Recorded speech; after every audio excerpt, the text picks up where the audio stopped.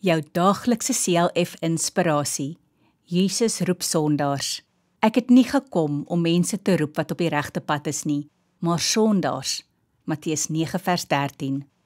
Op 'n dag het Jesus by 'n tolhuis verbygegaan en 'n man met die naam Matteus daar sien sit. Jesus sê toe vir hom om te volg. Hy het toe dadelik vir Jesus gevolg. In daardie dae was die meeste mense wat by die tolhuise gewerk het, beskou as oneerlik.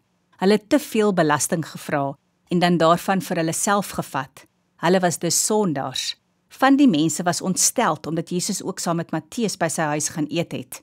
Hulle kon nie verstaan waarom Jesus saam met 'n sondaar eet nie. Jesus het hulle hoor praat en gesê dat gesonde mense nie 'n dokter nodig het nie.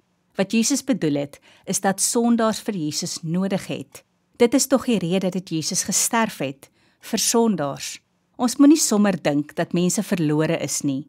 God se genade is groot en ons moet ons deel doen dat sondaars tot bekering sal kom. Kom ons bid saam. Dankie Here Jesus dat U gekom het om vir sondaars te sterf, ook vir my. Amen.